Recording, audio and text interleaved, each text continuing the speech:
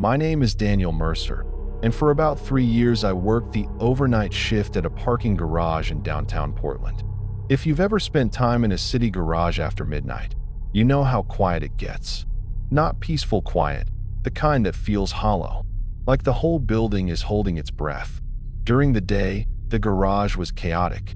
Office workers rushing in before 9, delivery vans blocking lanes, horns echoing between the concrete walls. But after midnight, it was just me. For levels of concrete, hundreds of empty parking spots, and the low hum of fluorescent lights. My job was simple. Sit in the security booth near the entrance, monitor the cameras, and occasionally help someone who lost their ticket. Most nights, nothing happened, which is exactly why the night I noticed the car stood out so much. The first time, it was sometime around 1:40 in the morning. I remember because I had just microwaved a gas station burrito and was watching the security monitors while half asleep. There were 16 camera feeds on the screen. Entrance ramp, exit ramp, each level, stairwells. Then headlights appeared on the entrance camera. A car rolled slowly down the ramp. That wasn't unusual. Late-night cars happened sometimes. People leaving bars, night shift workers, rideshare drivers. The car stopped at the ticket machine. The arm lifted. The car drove inside. I barely paid attention until about 20 minutes later when something nagged at me. Usually cars enter and then eventually leave. But the exit camera never showed that car coming out. I checked the other cameras. Level 1, Level 2, Level 3, Level 4. Nothing. I assumed the driver had parked somewhere out of frame. Pretty normal. Except, when my shift ended at 6 a.m. and the morning attendant arrived, I did my routine sweep through the garage. Every level, row by row, the car wasn't there. Maybe I missed it. At first I figured I had just missed the exit. The camera screens weren't huge, and I occasionally looked away, so I shrugged it off. But the next night, it happened again. Same time, 1:42 a.m. A car pulled into the entrance camera. Same shape, same headlights. A dark sedan.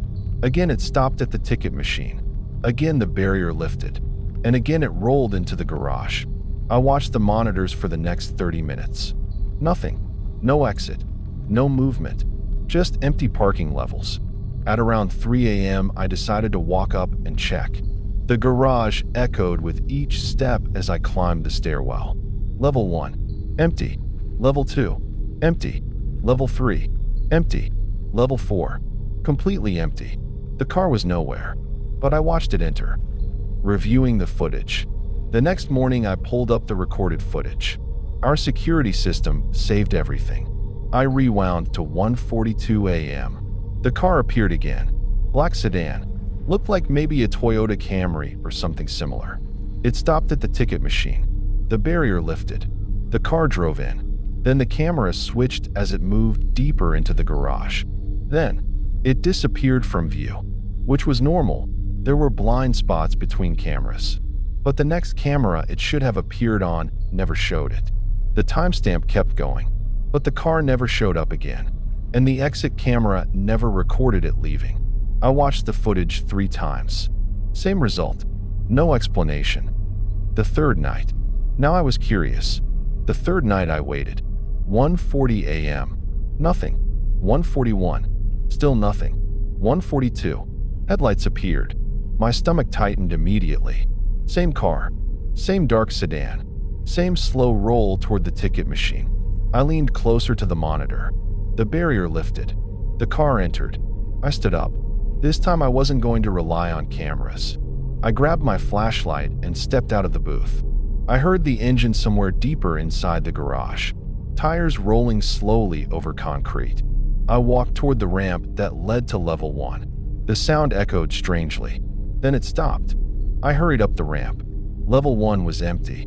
No car. No sound. Just the buzzing lights. Something was wrong. The next night, I decided to check the entrance camera more closely. That's when I noticed something weird. Every car that entered the garage had to take a ticket. The machine recorded the time and plate number. So I pulled the logs. 1:42 a.m. No ticket issued, but the barrier arm had lifted, which meant the machine thought someone scanned something. maybe a monthly parking pass, but those still created a log entry. This one didn't. It was like the system lifted the gate for nothing. License plate. On the 5th night, I finally got a clear shot of the plate. The car entered as usual. 1:42 a.m. I paused the video, zoomed in. The license plate read, KXJ 2917. I wrote it down. Later that morning, I mentioned it casually to my supervisor, Mark. He laughed. Probably some glitch, he said. I showed him the footage. His smile faded a little. That is weird, he admitted. He said he'd run the plate through the system. Later that afternoon, he called me. Daniel, you sure about that plate? Yeah. He was quiet for a moment. That car was reported stolen. But that wasn't the strange part. Stolen cars weren't unusual. But then Mark added something that made my skin crawl. It was reported stolen 3 years ago. 3 years. I had only worked there for 3, meaning that car had supposedly disappeared long before I ever started. The 6th night, I waited again. 1:42 a.m. The car appeared. Same slow entry. Same headlights. Same plate. I grabbed my flashlight and walked straight toward the ramp. This time I moved fast. The sound of the engine echoed somewhere ahead. I reached level 1. Nothing. I ran up to level 2. Empty. Then I heard something. A faint metallic noise. From the far end of the garage. Level 4. The top level. I climbed the stairs 2 at a time. My heart pounding. When I reached level 4, the sound stopped. The level looked completely empty. Except, at the far corner, there was a dark shape between 2 concrete pillars. I walked closer. Slowly. My flashlight shaking slightly. And then I saw it. The car. The black sedan. Parked in a corner that no camera covered. My pulse spiked. Finally. Proof. I stepped closer. The windows were tinted dark. I shined my flashlight through the windshield. And that's when I realized something horrifying. There was someone inside. The man. A man sat in the driver's seat. Completely still. His hands rested on the steering wheel. His head slightly tilted forward. For a moment I thought he might be sleeping. Then he slowly lifted his head and looked directly at me. His eyes were wide, unblinking. He didn't move. He didn't speak. Just stared. The silence was unbearable. Finally I called out, "Sir, you can't park here overnight." No response. Just staring. Then slowly, he turned the key. The engine started. Before I could react, the car reversed. Tires squealed slightly. Then it sped toward the ramp. I ran after it. But by the time I reached the exit camera view, the car was gone. But the camera never saw it leave. I checked the footage again. Entrance camera showed the car entering, but the exit camera never showed it leaving. Just like every other night. Police involvement. The next day I told my supervisor everything. This time he didn't laugh. We contacted the police. They pulled the old case file. The car belonged to a man named Eric Caldwell. He disappeared 3 years earlier. No body was ever found. His car vanished the same night. The case eventually went cold. But when police reviewed our footage, something made them go quiet. Because the man inside the car matched Eric Caldwell's driver's license photo. The final night, police asked me to keep working my shift. They set up plainclothes officers nearby. We waited. 1:42 a.m. The car appeared again. Same slow entry. Police rushed into the garage immediately. They reached level 4 before I did. But when we got there, the corner was empty. No car. No driver. Nothing. And the exit camera never recorded anything leaving. 2 weeks later, I quit that job. The whole thing messed with my head. But the story didn't end there. 2 weeks later, police found something while inspecting the garage structure.